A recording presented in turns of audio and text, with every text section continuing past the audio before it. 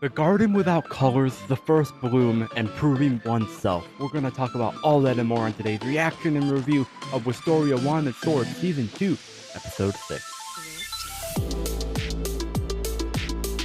Yo, what's up? Welcome back. Welcome if you're new. My name is Mark, and today we're talking about the episode. If you want to see me react to, you check it out on Patreon. Link in the description down below, and in the pinned comment, the link will take you directly to the post, so check it out over there. And this episode, bro, it was an interesting episode, to be completely honest here. I enjoyed it. Off rip, I'll say I enjoyed it, but it felt a little off to me personally. But I did, of course, take notes. I got at least mostly a full page, and then like a tiny half of a page. But anyways, like, subscribe, and as always, grab your snacks, grab your drinks, grab your notebooks, and let's talk about the episode. So, this episode starts out with Will talking to Alfaria about dreams and stuff, and how Alfaria wants to do her dreams, but he won't be able to do it because he's apparently a weakly and all that. But then she's like, I can't, no, you're coming with me. I can't do it if you're not there, sort of thing. And like, it was really wholesome, honestly. I don't hate Alfaria, as I've mentioned before. I don't love her either. She just exists for me. She's just a character that exists right now. But that was a nice moment between the two. And then finally, in the present day, Will says that after 5 years, he's finally on his way. And like, that was cool to see. How like, finally, he's starting to meet his dream of going to the tower and all that. And so, moving on from that, we then are at a clothing shop place run by a guy named Brandal. I don't remember what it's called already, but it's like a very fancy clothing place, and they are putting on what's called the colorless Gloria. That is a weird word. Colorless. I can't say the word properly. But apparently it's the mark of high mages, the Gloria. And that was cool. And we also learned that Julius is acting strangely, and yes, you can tell clearly that something is up with him. And as it turns out, it's because everyone but him has been scouted. At least as far as we know, everyone but him. We assume Will had been scouted, but we learn later on that he hasn't. But we're neither here nor there yet. We're at... it is interesting how Julius hasn't been scouted. I do wonder why. Because clearly we've seen him. Despite his personality, he is good at magic and doing what he does. Like, we can't discredit him for that. He's good. Like, he is skilled and capable. So it is interesting to think about how he didn't get scouted. But then, moving on to, because Will was in a hurry, he came in there before they did, got his stuff, and then he immediately went to Mr. Donan, who's the forger or whatever, blacksmith, and he got a new sword. He reforged the sword and added a Wist gem, whatever that is.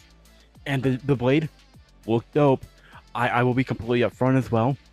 I thought that what we initially saw of the sword was like the sheath, the scabbard, and not the actual blade itself. But all said and done, it looks really good. That sword looks dope. And it'll cut through magic like always. And with that, moving on, he regroups with all of them. And it's really cool to see them all finally moving onto the tower. But as we will come to learn, it's not as simple as it sounds, bro. So they finally enter the tower with Clarity because they're understaffed, so she's the one attending to like taking care of everything. Which, man, I hope Clarity is getting paid overtime for this, bro. Because I don't know if she's paid enough to manage 50 brand new high tower mages. Like, I hope she's like being compensated well for all that extra work, man.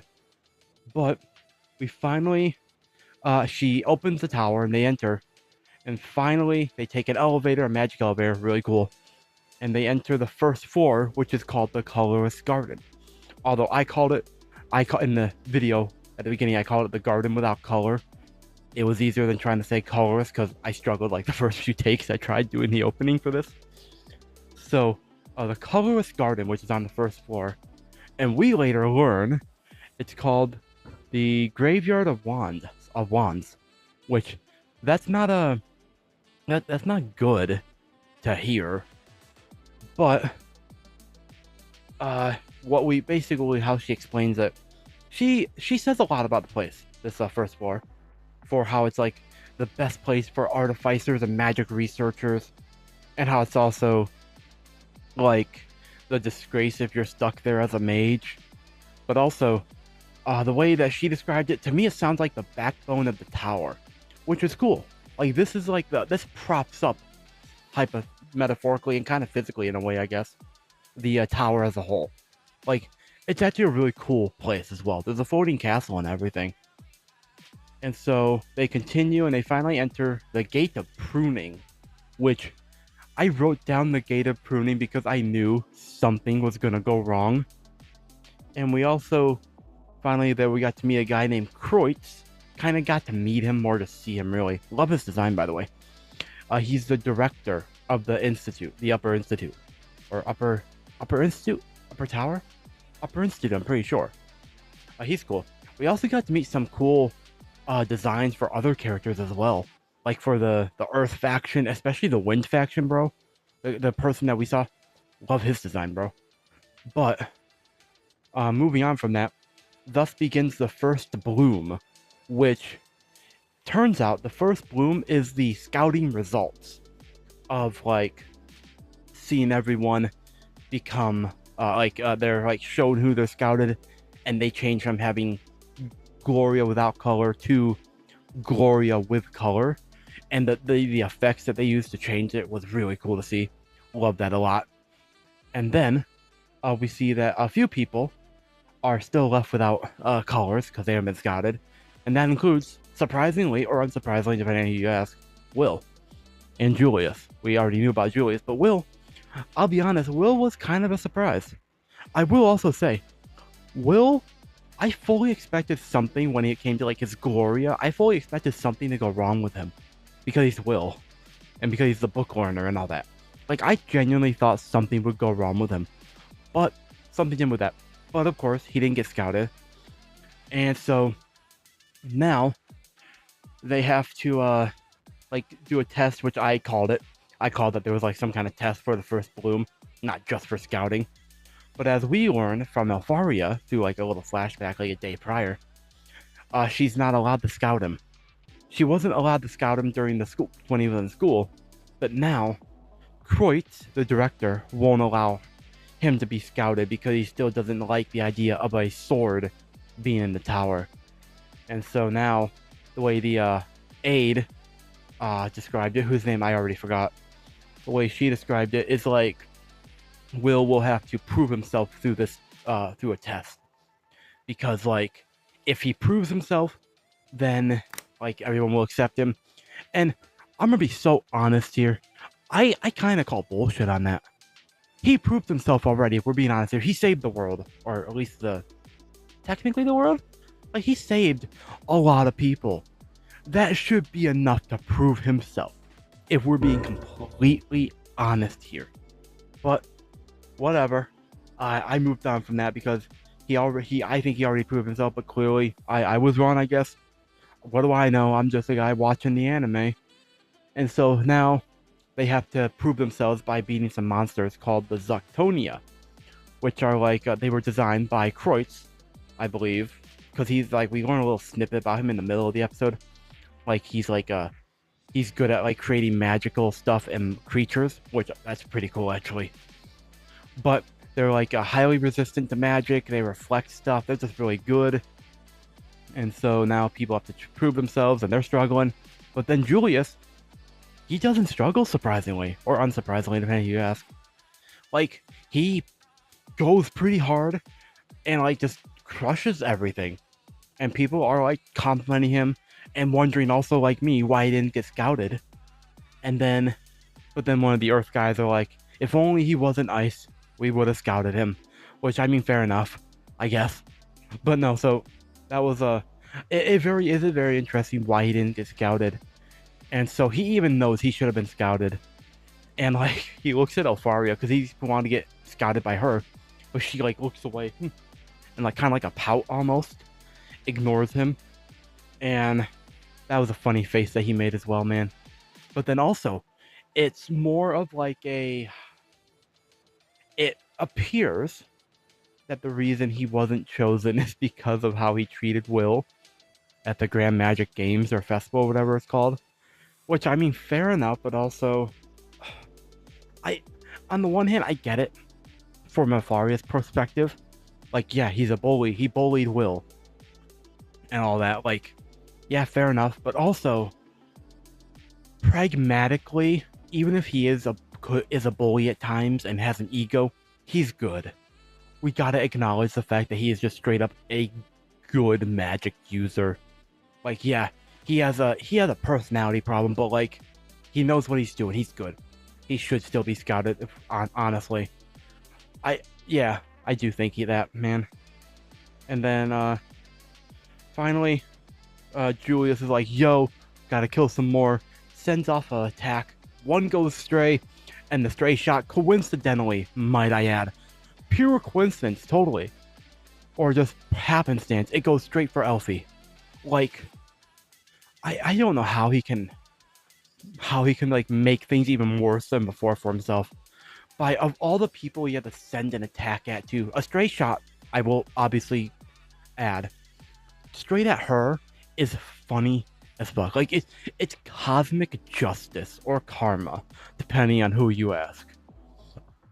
And so instead, Will's like, "Yo, Julius, I'm gonna borrow it." He saves Alfaria, blocks the attack, and then absorbs it, because of course he does. And then he uses a Whist attack and it just cuts everything up, bro. And like, some cool shots in there, I will say. And like, the episode was good. The ending felt a little.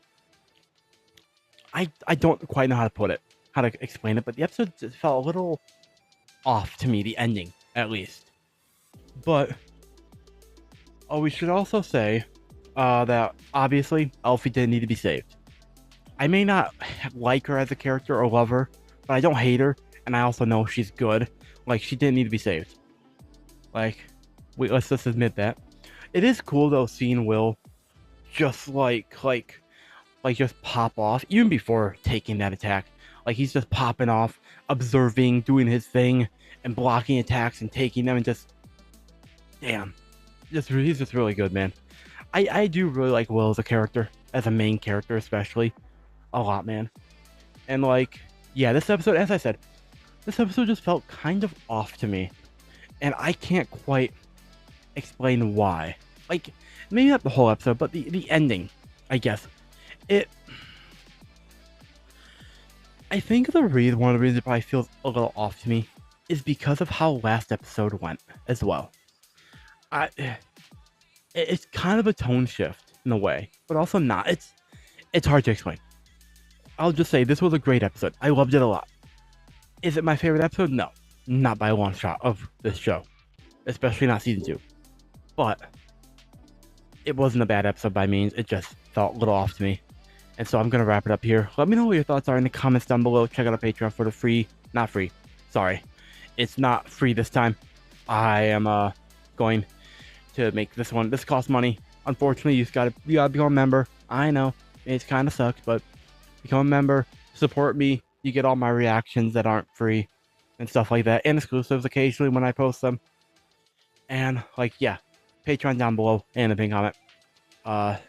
Subscribe, like, the notification bell, hype the video in the YouTube mobile app, and of course you get a shout out if you join the Patreon at the beginning or end of every single one of my videos, usually at the beginning nowadays.